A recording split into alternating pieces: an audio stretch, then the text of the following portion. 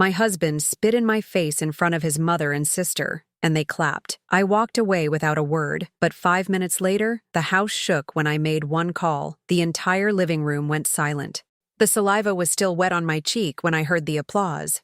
3 pairs of hands clapping in perfect unison, as if they had rehearsed this moment. My mother-in-law, Patricia, sat in her favorite armchair with that satisfied smile I'd learned to fear over the past 12 years. My sister-in-law, Janet, lounged on the couch like she was watching her favorite television show, and my husband, the man I'd married, loved, and supported through everything, stood there with his face twisted in disgust, looking at me like I was something he'd scraped off his shoe. "Finally," Patricia said, her voice dripping with approval. Finally, someone put her in her place. The argument had started over something so trivial I could barely remember what it was. Something about dinner plans, or maybe it was about picking up their dry cleaning. These days, everything I did was wrong in their eyes. I was too slow, too fast, too loud, too quiet. I breathed wrong, according to them. Before we continue, comment where you're watching from and subscribe to the channel. We'd love to see how far our stories are reaching. But this time, when I'd tried to explain my position, something I rarely did anymore, David had simply walked over to me and spit directly in my face. No warning, no escalation. Just pure, calculated humiliation. The moisture ran down my cheek as I stood there, frozen. In 12 years of marriage, through all the gradual changes, through all the small cruelties that had become our normal, nothing had prepared me for this moment. This wasn't anger. This was contempt so complete that I ceased to exist as a human being in his eyes. "That's what happens when you don't know your place," Janet added, examining her perfectly manicured nails. "Maybe now she'll learn to keep her mouth shut." My place. I almost laughed at the irony. They had no idea what my place actually was. I didn't wipe my face. I didn't cry. I didn't scream or fight back, or do any of the things a normal person might do when their spouse publicly humiliates them in the most degrading way possible. Instead, I did something that surprised even me. I smiled. It wasn't a happy smile. It wasn't even an angry smile. It was the smile of someone who had just realized that the game was finally over. "You're absolutely right," I said quietly, my voice steady despite everything. "Everyone should know their place." David looked confused.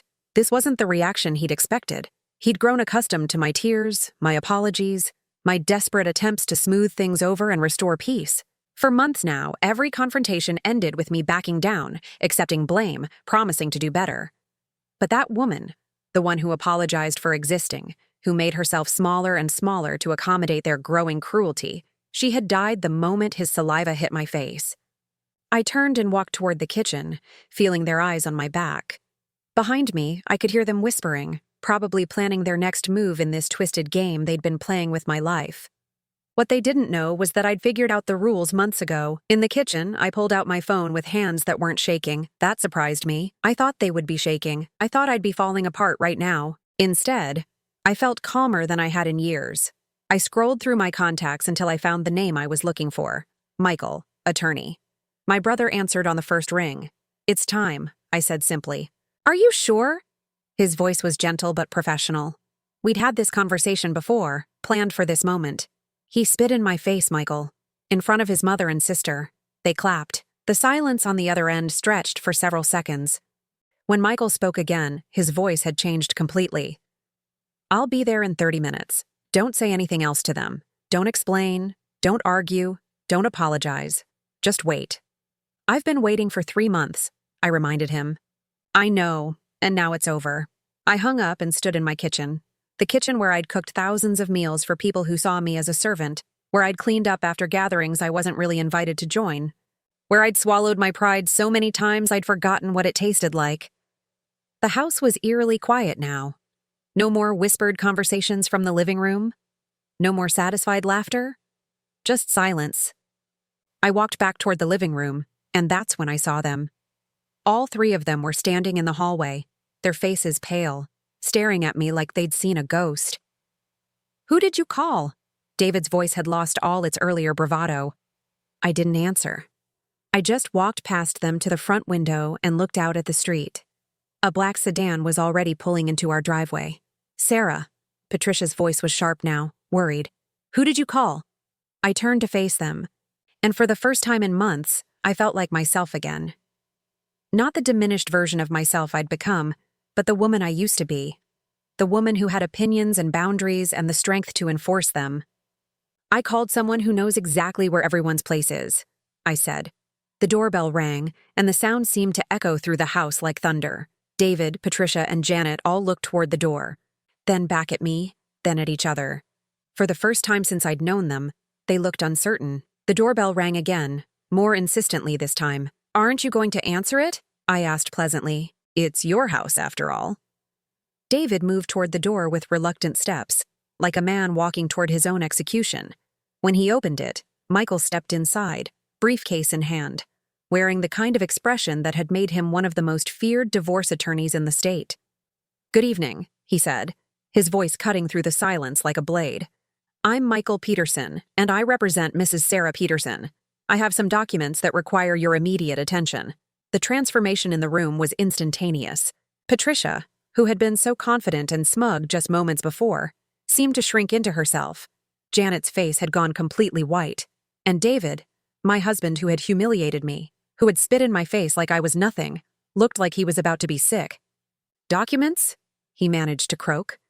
Michael opened his briefcase with deliberate precision. "Divorce papers, restraining order, and a few other items that I think will be of particular interest to everyone here."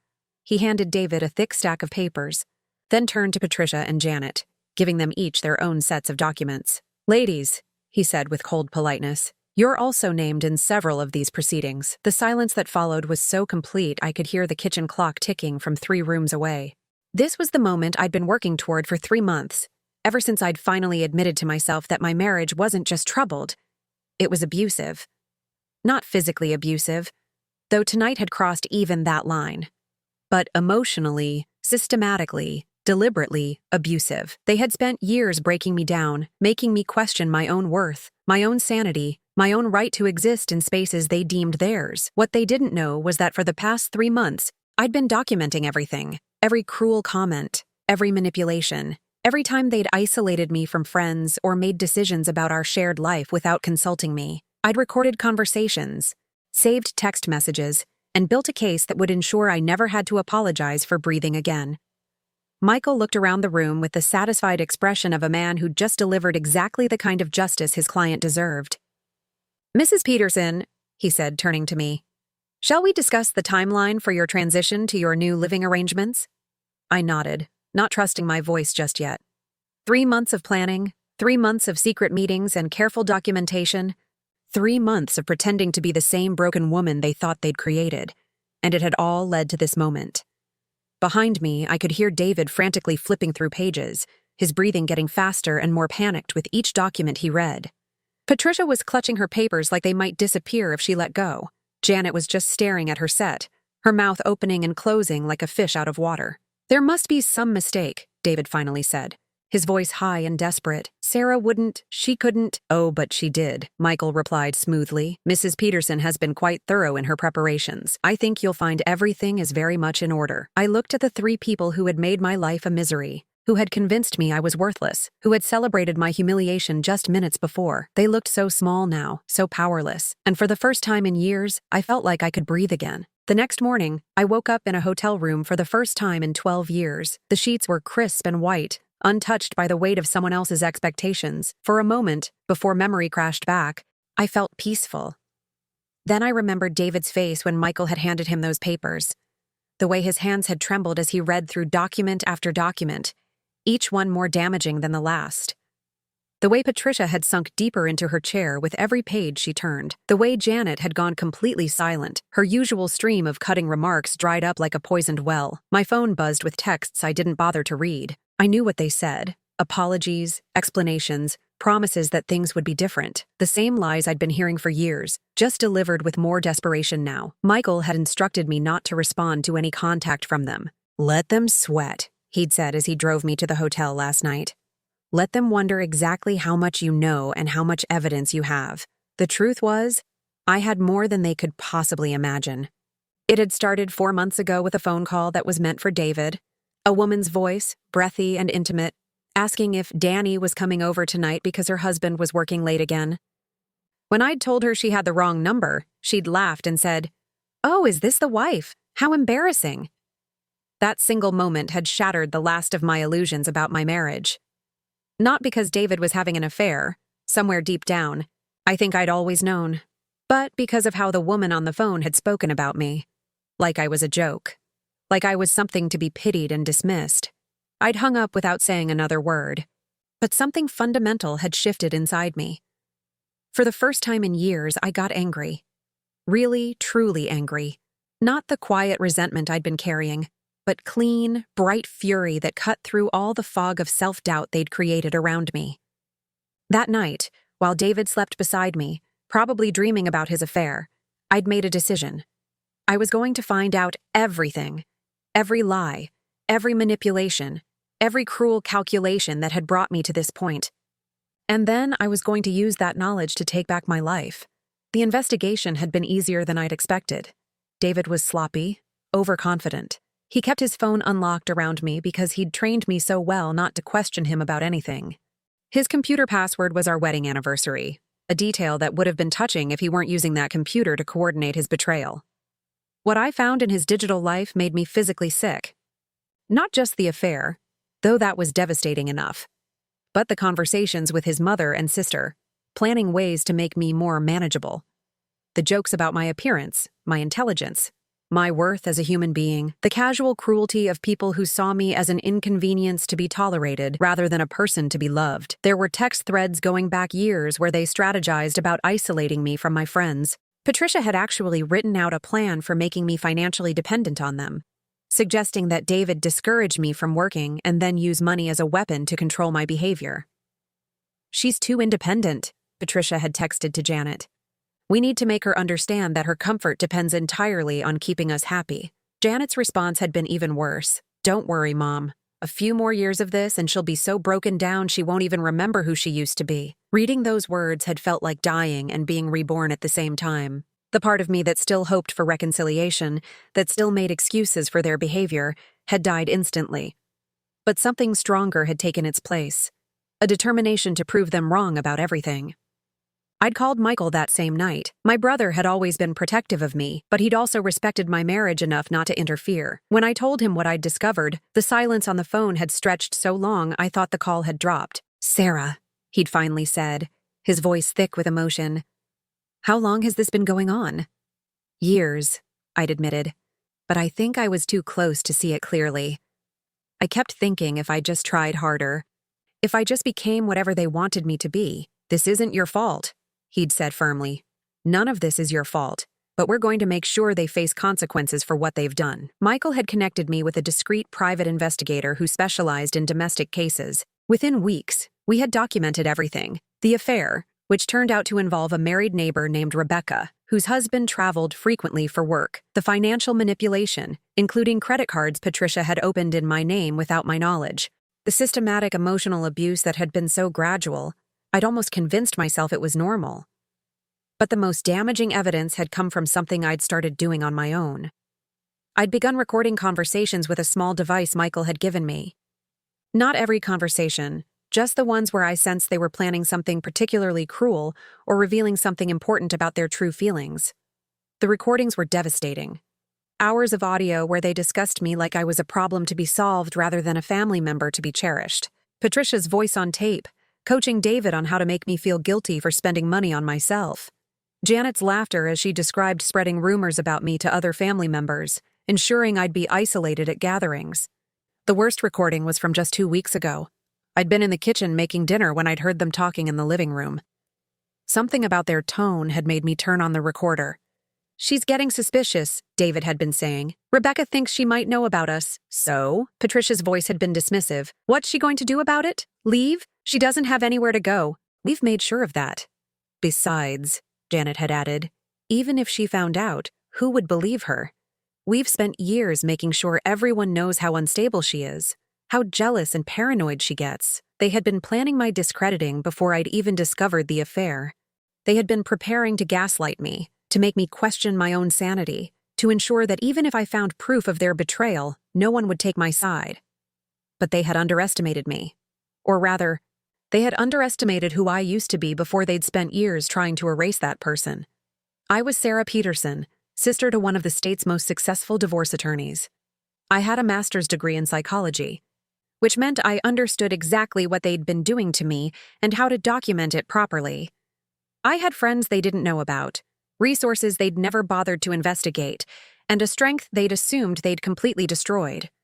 Most importantly, I had something they'd never expected me to develop: patience. For 3 months, I'd continued to play the role of the broken, submissive wife while methodically building a case that would destroy them. I'd smiled and apologized and made dinner and pretended everything was normal while secretly recording their cruelty and documenting their crimes. The hardest part hadn't been gathering evidence. It had been pretending that nothing had changed, continuing to let them hurt me while I waited for the right moment to strike back. Every insult I'd absorbed, every humiliation I'd endured, every time I'd bitten my tongue when they'd treated me like garbage, it had all been in service of this moment. My phone rang, interrupting my thoughts. Michael's name appeared on the screen. "How are you holding up?" he asked when I answered. "Better than I expected," I said, and realized it was true. Despite everything, despite the end of my marriage and the destruction of what I'd thought was my family, I felt lighter than I had in years. Good, because they're already trying to retaliate. David called my office at 6 this morning, claiming you've had a mental breakdown and demanding we return his stolen property. I laughed, actually laughed. Stolen property? Apparently, he considers your evidence gathering to be theft. He's also claiming you've been having an affair, which is rich considering the circumstances. Let me guess, Patricia's idea? Probably. She called 20 minutes after David did, suggesting we could all sit down and work this out like reasonable adults. She seems to think this is some kind of marital spat that can be smoothed over with the right conversation. The delusion was almost impressive. Even faced with documented evidence of their systematic abuse, they still couldn't accept that their actions had consequences. What happens next? I asked. Next, they discover that this isn't just about divorce. The financial fraud Patricia committed by opening credit cards in your name carries criminal charges. The harassment campaign they conducted against you could constitute intentional infliction of emotional distress. And David's affair with a woman whose husband is a prominent local businessman might have some interesting social consequences.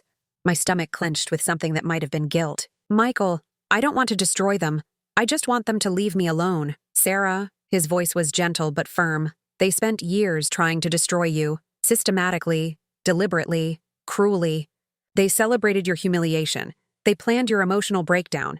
They stole from you, lied about you, and turned your own marriage into a weapon against you. He was right. I knew he was right. But 12 years of conditioning don't disappear overnight. The choice is yours, Michael continued. We can settle this quietly, with generous terms for you and minimal consequences for them. Or we can let them face the full legal and social ramifications of their actions. But you need to decide before they realize how much trouble they're actually in. Through the hotel window, I could see the city waking up, people heading to work, to school, to lives that made sense. Normal lives where spouses didn't spit in each other's faces, where mothers-in-law didn't plot against their sons' wives, where families functioned with basic respect and human decency. I wanted that life. I wanted to be one of those people walking purposefully down the sidewalk, heading toward something good instead of running away from something terrible. What would the quiet settlement look like? I asked. Generous divorce terms, the house, most of the assets, and binding agreements that they'll have no contact with you going forward. They avoid criminal charges and public embarrassment. You get your freedom and financial security. And the alternative? Full prosecution, public exposure of the affair, the financial fraud, the systematic abuse. They could face jail time, bankruptcy, complete social destruction. I closed my eyes and tried to imagine David in jail. Patricia facing criminal charges, Janet's perfect reputation in ruins. 3 months ago, the thought would have horrified me. But that was before I'd listened to hours of recordings where they laughed about my suffering. I need to hear one of the recordings again, I said suddenly. Sarah, please. I need to remember exactly who they really are. Michael was quiet for a moment. Then I heard the sound of him typing. Seconds later, my phone buzzed with an audio file. I pressed play and heard my own voice first, asking if anyone wanted more coffee. Then Patricia's response. She's so desperate to please, isn't she? Like a dog begging for scraps. Janet's laughter. At least dogs are useful. David's voice, cold and dismissive. Sometimes I wonder what I ever saw in her. She's gotten so pathetic over the years. You saw a doormat, Patricia had replied. And that's exactly what we turned her into. I turned off the recording and sat in the silence of my hotel room. These were the people who had pretended to love me, who had stood at my wedding and promised to cherish me as family. These were the people who had systematically destroyed my self-worth while making me grateful for the privilege. When I called Michael back, my voice was steady and clear. I want them to face the full consequences, I said. All of them. The war was just beginning. 3 days after the divorce papers were served, David showed up at my hotel. I was sitting in the lobby with my coffee, watching the morning news, when I saw him through the glass doors. He looked terrible. Unshaven, wrinkled clothes, the kind of desperate dishevelment that comes from not sleeping for days. The hotel staff tried to stop him, but his voice carried across the marble floor as he demanded to see his wife. Former wife, I corrected silently. The papers had been very clear about that.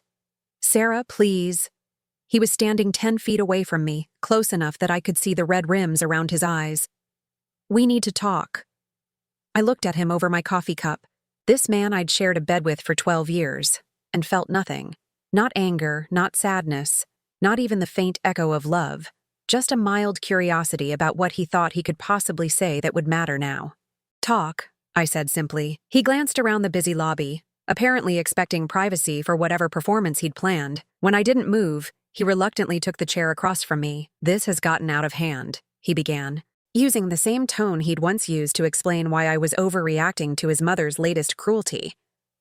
I know we've had our problems, but divorce? Criminal charges? Sarah, this is insane. Is it? I took another sip of coffee. Which part seems insane to you? The part where you spit in my face? Or the part where you and your family spent years systematically destroying my self-worth while laughing about it behind my back? His face flushed. Those recordings, you can't use those. Recording people without their consent is illegal. I almost smiled. Patricia had clearly done some research and fed him this line. Actually, in this state, only one party needs to consent to a recording. Since I was present for every conversation I recorded, they're perfectly legal. The color drained from his face. You planned this. All of it. You've been planning to destroy me. No? David, I planned to save myself. There's a difference. He leaned forward, and for a moment I saw a flash of the man I'd fallen in love with so many years ago, before his mother had convinced him that loving me was a weakness. Before he'd learned that cruelty could be disguised as strength. Sarah, I know I've made mistakes. We all have. But we're family. Families work through problems together. They don't destroy each other in court. Family. I repeated the word like it was foreign. David, do you remember what your mother said when she found out I'd had a miscarriage 3 years ago? His eyes darted away from mine. Of course he remembered. She said it was probably for the best, since I'd probably just raise another weakling anyway. And you, my husband, the father of that lost baby, you just sat there and nodded. Mom was upset. Your mother was cruel, and you enabled her cruelty because it was easier than standing up for your wife. I set down my coffee cup. That's when I should have left. But I stayed because I thought families work through problems together. I thought if I just tried harder, loved you more, made myself smaller, eventually, you'd choose me over her. David was quiet for a long moment.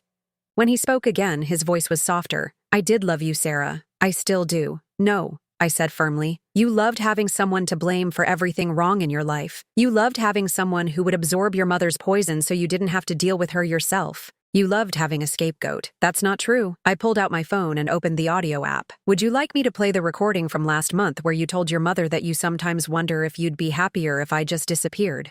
Or maybe the one where Janet suggested you could probably get me committed if I became too much trouble? He went completely still. You don't have a recording of that. But I did, and we both knew it. I'd been in the bathroom when that particular conversation happened, and I'd left the recorder on the coffee table. The audio quality was perfect. David, let me make something very clear to you. For 3 months, I documented everything. Every conversation, every text message, every email. I have recordings of your mother coaching you on how to gaslight me.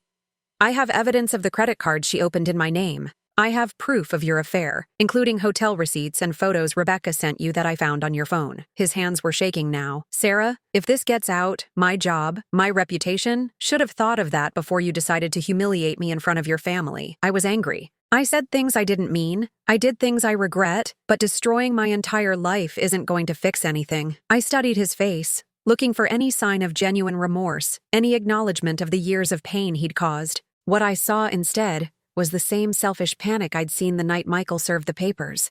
He wasn't sorry for what he'd done to me.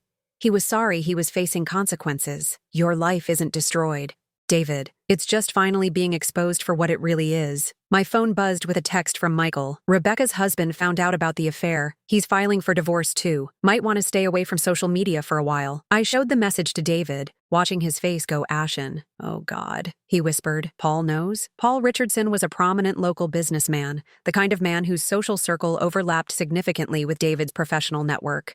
The kind of man who wouldn't quietly tolerate being made a fool of. Apparently, Paul hired his own private investigator when he got suspicious. Found everything we found, plus some things we missed. I put my phone away. Did you really think you could carry on an affair for months in a town this size without consequences?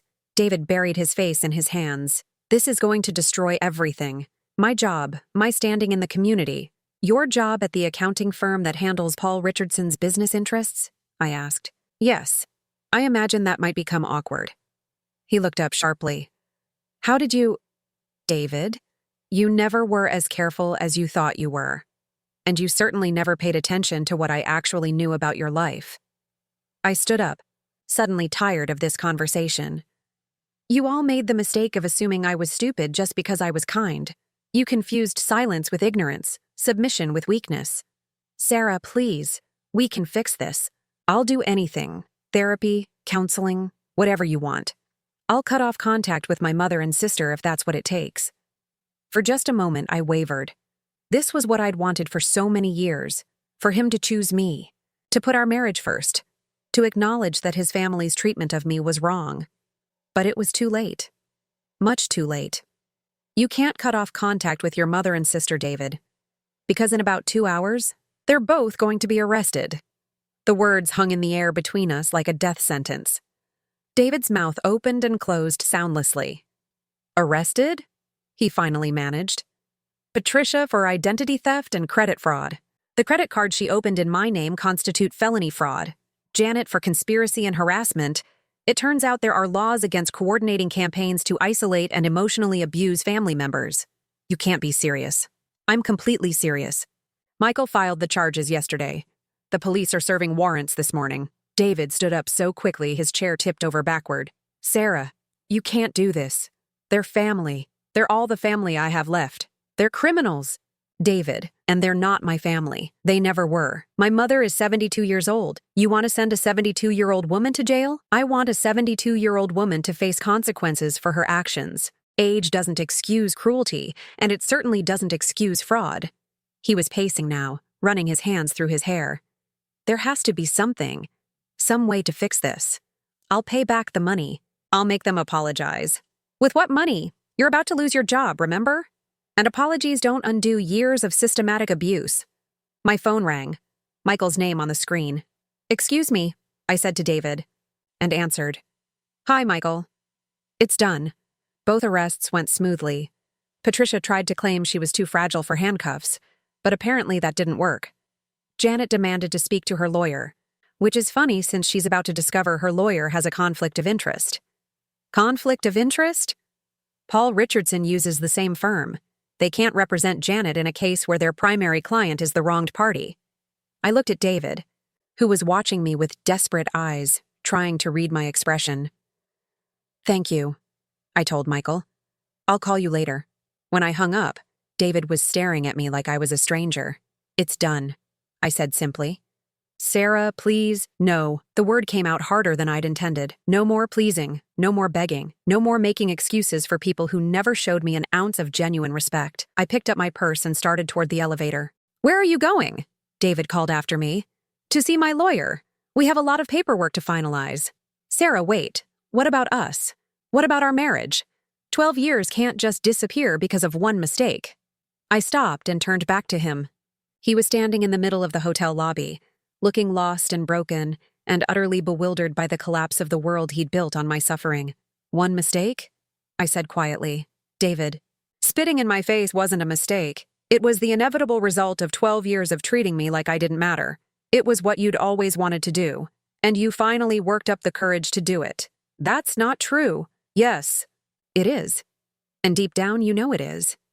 Just like you know that your mother and sister are getting exactly what they deserve.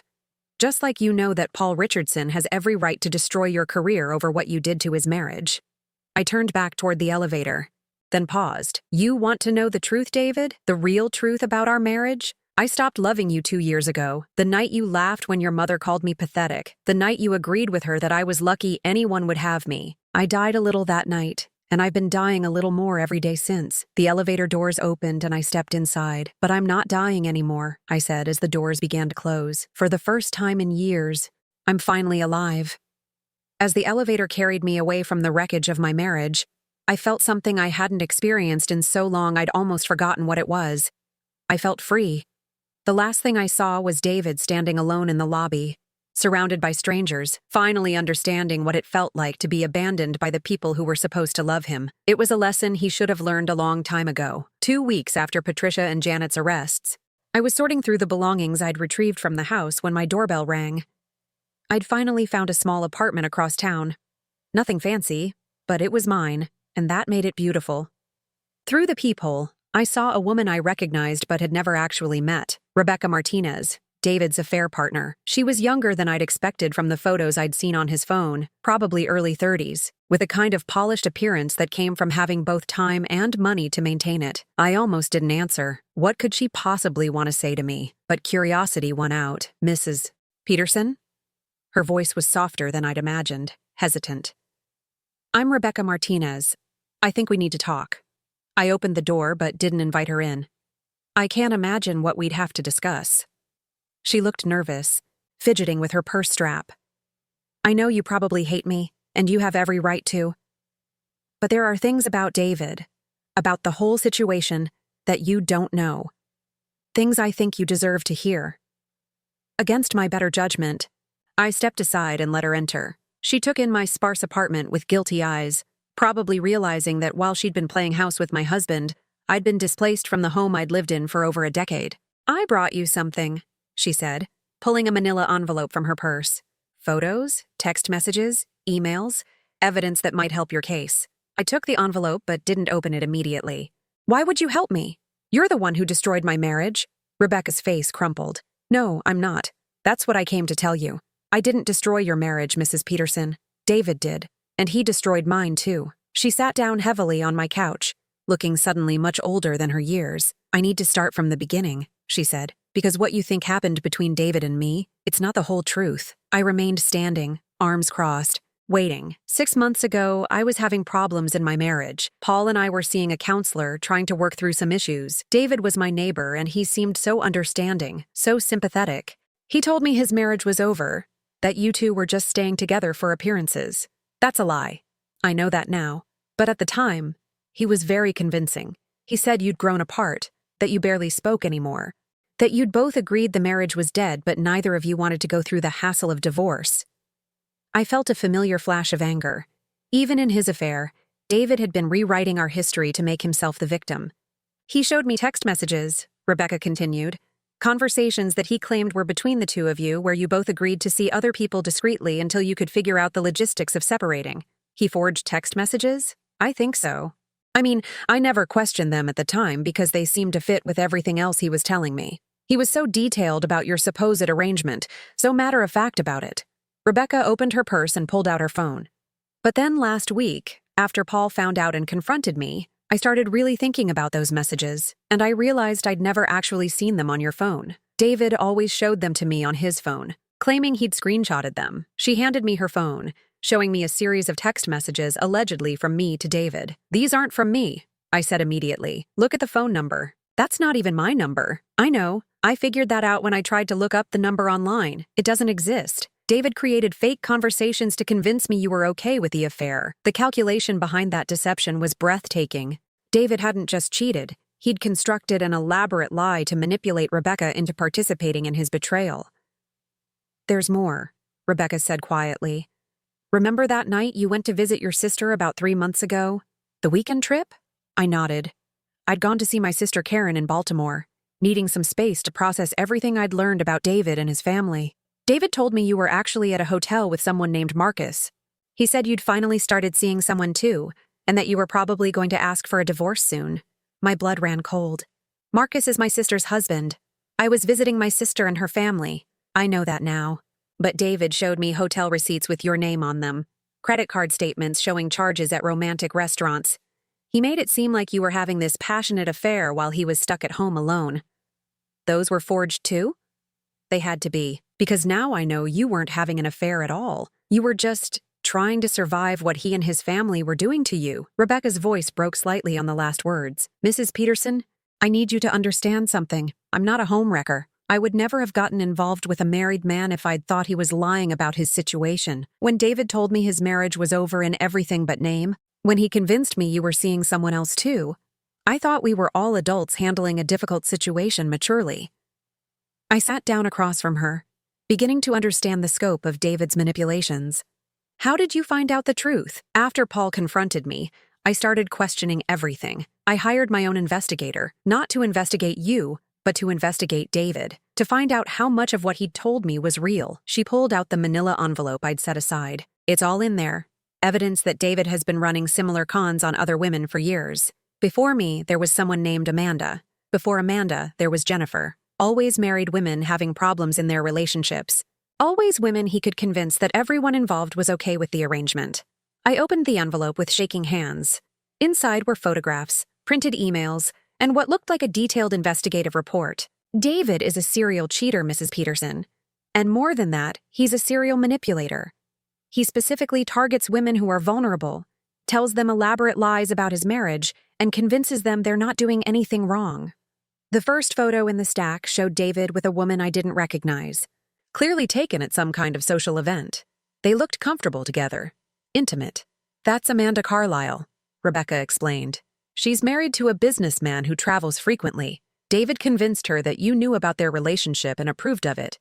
When her husband found out and threatened to expose everything, David simply vanished from her life and moved on to the next target. How many women? My investigator found evidence of at least 5 serious affairs over the past 8 years. Probably more casual ones that didn't leave as much of a paper trail. 8 years. I thought I'd been in a troubled marriage for the past few years, dealing with increasing hostility from David and his family. But the truth was, I'd been married to a stranger, a predator who used women's vulnerabilities against them while systematically destroying his wife's self-worth at home. Why are you telling me this? I asked. Why help me? Rebecca was quiet for a long moment. Because David destroyed my marriage too. Paul is filing for divorce, and he's making sure everyone in our social circle knows what I did. My reputation is ruined. My children are ashamed of me, and I'm going to lose half of everything I have. She wiped her eyes with the back of her hand. But the worst part isn't the social consequences or the financial cost. The worst part is knowing that I helped him hurt you, that I was part of the system he used to justify treating you like garbage. I looked through more of the photographs, David with different women, always looking relaxed and happy in a way I rarely saw at home. There's something else, Rebecca said. Something about his mother and sister that you need to know. What about them? They knew.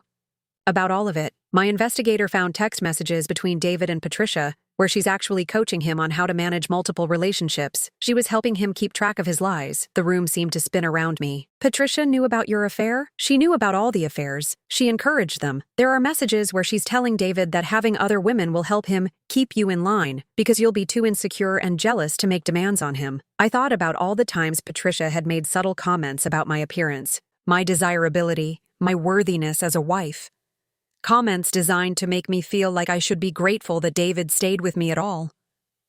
Janet was involved too, Rebecca continued. She helped David create fake social media profiles to communicate with his targets.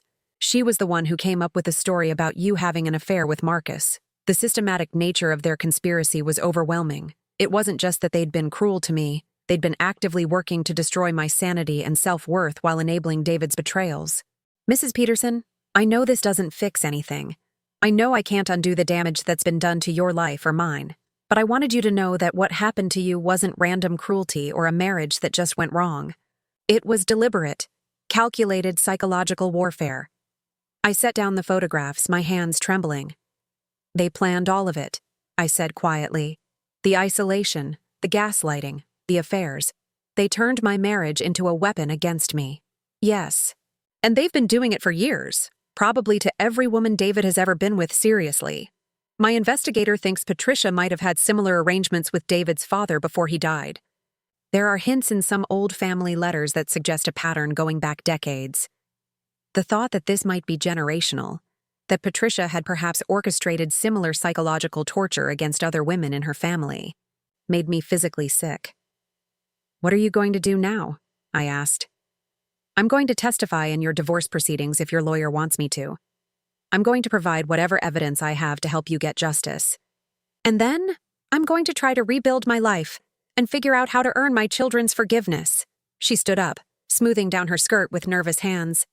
"I know you have no reason to forgive me. Mrs. Peterson, I know I was part of something that nearly destroyed you, even if I didn't understand what I was participating in at the time. But I want you to know that David never deserved you. And what his family did to you, it's criminal. Not just legally, but morally." After she left, I sat in my quiet apartment surrounded by evidence of my husband's systematic betrayal.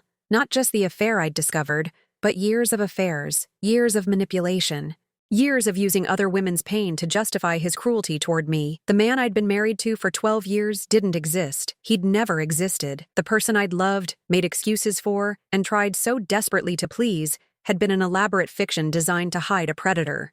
But as devastating as that realization was, it was also liberating, because it meant that nothing that had happened to me was my fault. I hadn't failed as a wife. I'd been the victim of a carefully orchestrated campaign of psychological abuse. And now I had the evidence to prove it. When I called Michael that evening, my voice was steady and sure. "I have new evidence," I told him. "Evidence that's going to change everything." "What kind of evidence?" "The kind that's going to ensure David never gets the chance to do this to anyone else." It was time to stop being a victim and start being a force for justice. Not just for me, but for all the women David had manipulated and destroyed over the years. The war was about to become a crusade. The conference room at Michael's law firm had never felt so charged with electricity. 3 weeks after Rebecca's visit, we'd assembled what looked like a war council. Michael, 2 associate attorneys, Rebecca and her lawyer Amanda Carlisle, David's previous victim who'd flown in from Denver, and Jennifer Walsh, the woman before Amanda, who'd driven down from Philadelphia. I looked around the table at these women I'd never met before, but who shared an experience I understood all too well. Each of them had been carefully selected, manipulated, and discarded by my husband. Each had been convinced they were participating in an ethical arrangement between consenting adults. Each had discovered too late that they'd been pawns in David's twisted game. "Ladies," Michael began, spreading out a timeline chart that covered the entire conference table. "What we have here isn't just evidence of adultery. This is evidence of a systematic pattern of fraud, manipulation, and psychological abuse spanning nearly a decade." Amanda leaned forward, studying the timeline. She was in her early 40s, professionally dressed, with the kind of controlled composure that came from years of executive boardrooms. "I had no idea there were others," she said quietly. "David made me feel like I was the only person who'd ever understood him outside his marriage." "That's exactly what he told me," Jennifer added. She was younger, maybe late 20s, with an artist's hands that trembled slightly as she pointed to her section of the timeline. "He said his marriage was basically over, that you two were just going through the motions until you could afford to divorce properly." Rebecca nodded grimly. "Same story he told me, word for word in some cases." I studied the timeline, seeing my marriage laid out in black and white alongside David's betrayals. The pattern was clear and horrifying. Each affair had followed the same script, the same manipulation tactics, the same careful construction of lies. "Here's what makes this particularly insidious," Michael continued, pointing to specific dates. "David wasn't just cheating. He was using each affair to justify escalating abuse at home. Look at the timeline of Sarah's recordings." He pulled out transcripts of some of the conversations I'd recorded. Every time David started a new relationship, the psychological abuse at home intensified. It's as if having an affair gave him permission to treat his wife even worse. "Because it did," I said, understanding flooding through me. He felt justified in his cruelty because he'd convinced himself I deserved it. After all, if these other women found him charming and desirable, the problem had to be with me. Michael's associate, Lisa Chen, pulled out another set of documents. "But here's where it gets even worse. We've found evidence that Patricia and Janet weren't just enabling David's affairs, they were actively recruiting his victims." The room went silent. "What do you mean recruiting?" Amanda asked. Lisa opened a laptop and projected an image onto the wall. It was a screenshot of a social media group called Marriage Support Network. "Patricia created this private Facebook group 3 years ago," Lisa explained. On the surface, it appears to be a support group for women having marital difficulties. But look at the member list. She clicked through several profiles. Jennifer, you were a member of this group in 2019. Amanda, you joined in 2020. Rebecca, you were added in 2022. I felt sick. They were hunting for vulnerable women online? It gets worse, Michael said. We've analyzed the group's activity logs. Patricia and Janet would identify women who posted about marital problems, particularly women whose husbands traveled frequently or who seemed isolated from their families. He clicked to another screen showing private message threads. They would befriend these women, offer support and advice, and gradually introduce the idea that sometimes marriages need flexibility to survive. They'd share stories about couples who'd found happiness through discreet arrangements. Jennifer's face had gone pale. I remember Patricia messaging me privately after I posted about feeling lonely while my husband was traveling. She was so understanding, so supportive. She told me about a friend of hers who'd found companionship with a married man whose wife was okay with the arrangement. She told me the same thing, Amanda whispered. Made it sound so mature, so civilized. Rebecca was staring at the screen in horror. They were grooming us, like predators groom children. That's exactly what they were doing, Michael confirmed. And once they'd identified a potential target, they'd arrange for David to accidentally meet her at the grocery store, at community events, always in situations that seemed completely natural. I thought about all the times Patricia had insisted on accompanying me to social events, all the women she'd chatted with while I stood silently by her side, women I'd thought she was just being friendly to. How many women? I asked, afraid of the answer. Lisa consulted her notes. We've identified 12 women who were members of the support group and had subsequent contact with David. Of those, 5 definitely had affairs with him. We're still investigating the others. 12 women. 12 marriages potentially destroyed by my husband and his family's systematic manipulation. There's something else, Michael said grimly. We found evidence that Patricia has been running similar schemes for years, possibly decades. Before the Facebook group, she used church groups, community organizations, even PTA meetings to identify and target vulnerable women. He pulled out a box of old letters and documents. These belonged to David's father. After he died, Patricia kept all his papers. Hidden among his business documents, we found correspondence that suggests he was also involved in extramarital affairs, all following the same pattern. I picked up one of the letters, dated 23 years ago.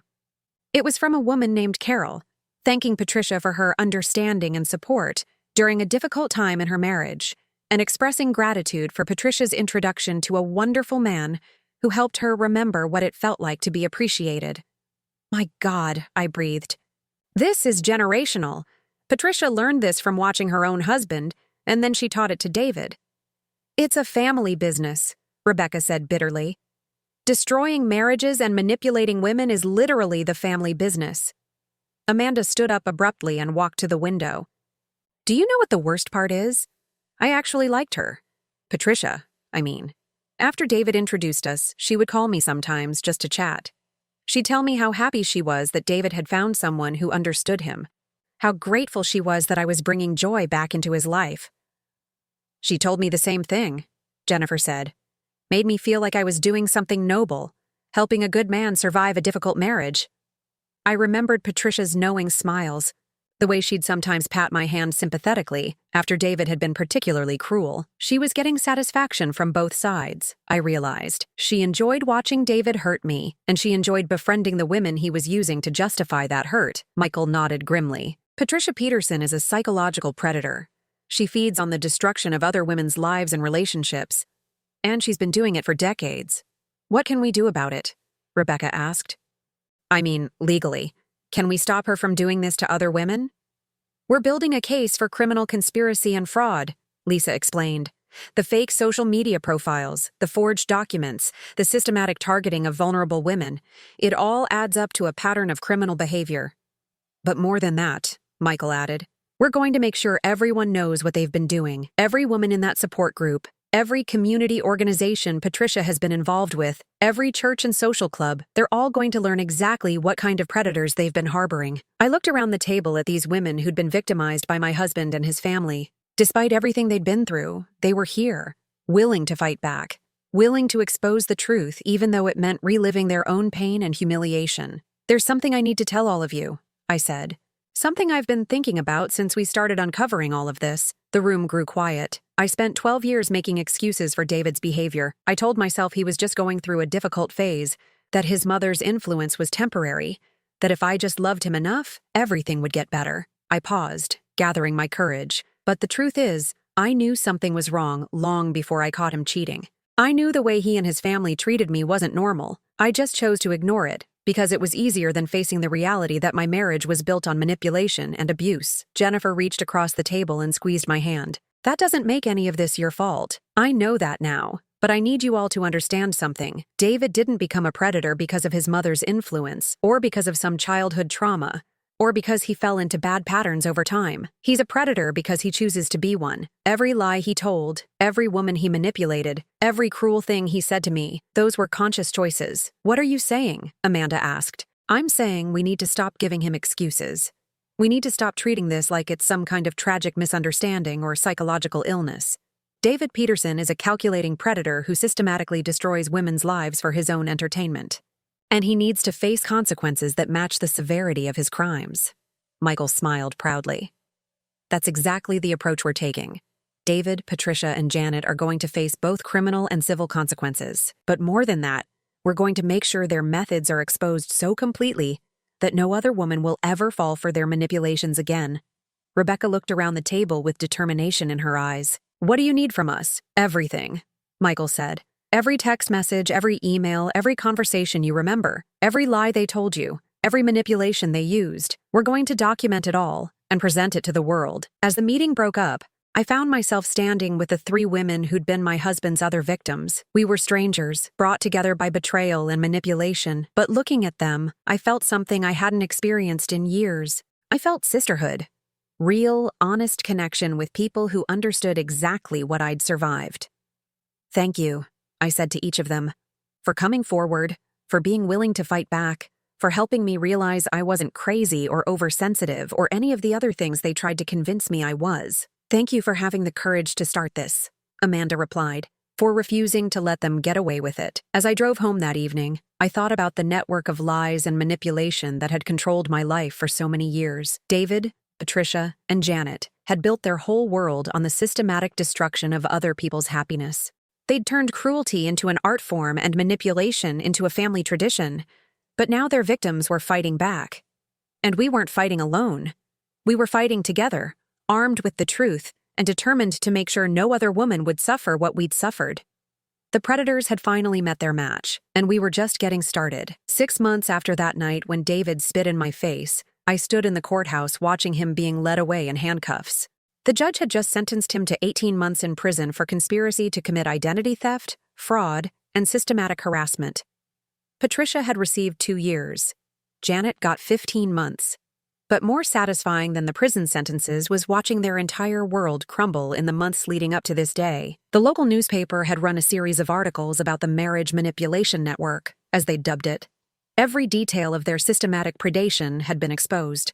The fake support group, the decades of targeting vulnerable women, the psychological warfare they'd conducted against their victims, all of it was now public knowledge. David had lost his job within days of the story breaking. Paul Richardson had made sure of that, using his considerable influence to ensure that no accounting firm in the state would hire him. Patricia's church had quietly asked her to stop attending services. Janet's employer, a family counseling center, had terminated her immediately for conduct incompatible with our mission of supporting healthy relationships. But the social consequences, devastating as they were, paled in comparison to the civil judgments. Rebecca, Amanda, Jennifer, and I had filed a joint lawsuit for intentional infliction of emotional distress, conspiracy, and fraud. The settlement had been substantial enough to ensure that none of us would ever have to worry about financial security again. More importantly, it had funded something I'd never imagined I'd be part of creating. Sarah, Michael appeared beside me as the courthouse emptied. The reporter from Channel 7 wants to do a follow-up interview. Are you up for it?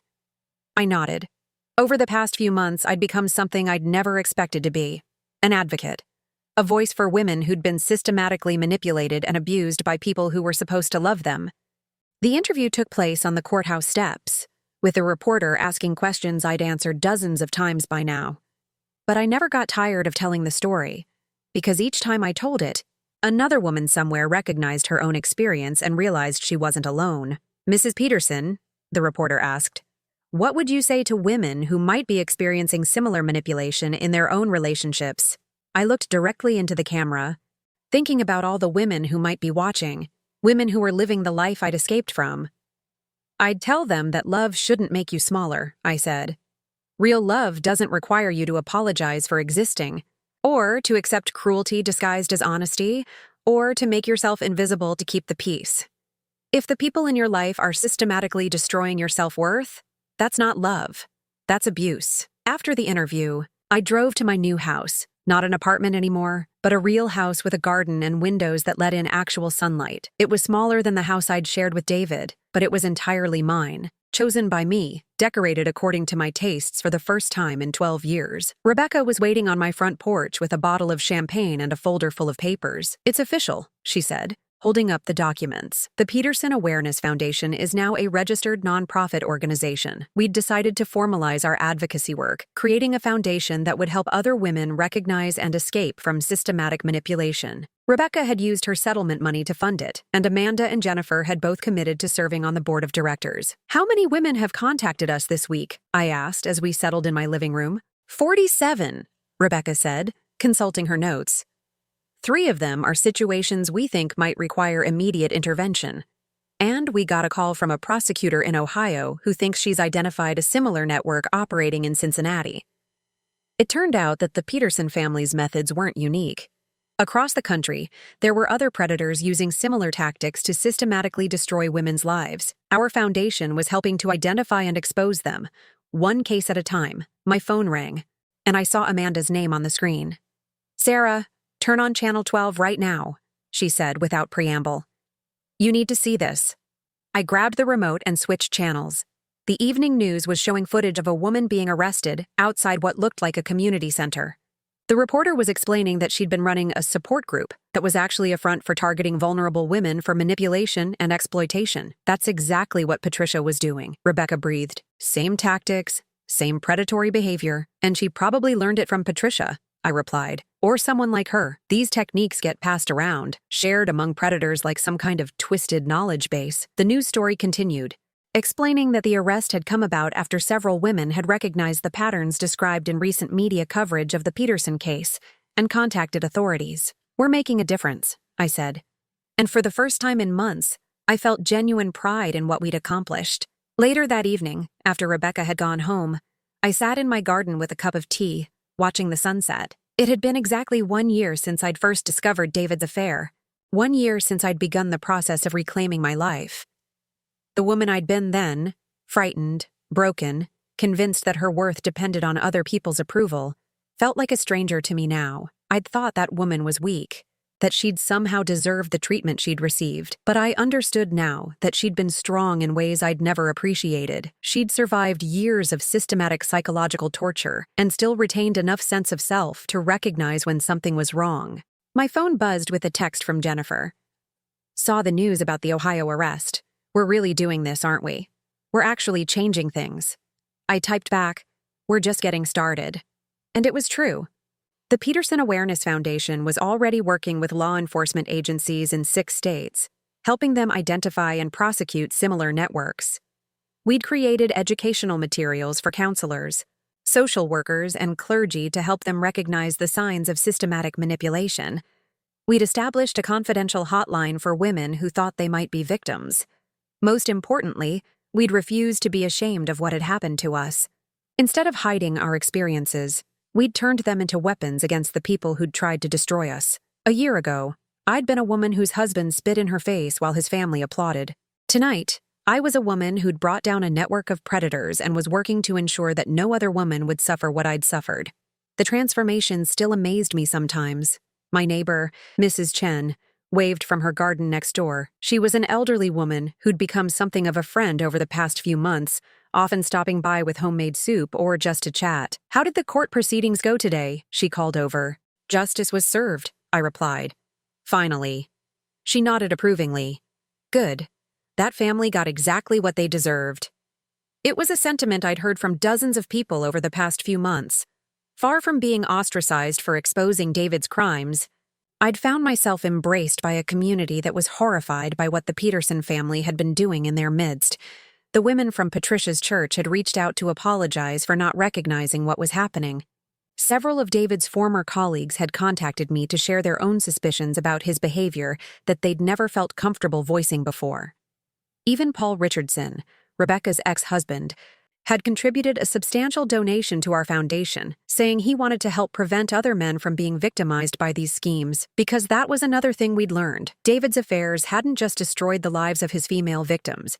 They'd also devastated the husbands of those women, men who'd lost their marriages and often their children because of the Peterson family's manipulations. As darkness fell, I went inside and made myself dinner. A simple meal, but one I'd chosen and prepared exactly the way I liked it. Such a small thing, but for years I'd cooked only what David and his family preferred, adjusting my taste to accommodate theirs until I'd almost forgotten what I actually enjoyed eating. Now I knew. I liked spicy food, exotic flavors, dishes that Patricia would have dismissed as too ethnic or too complicated.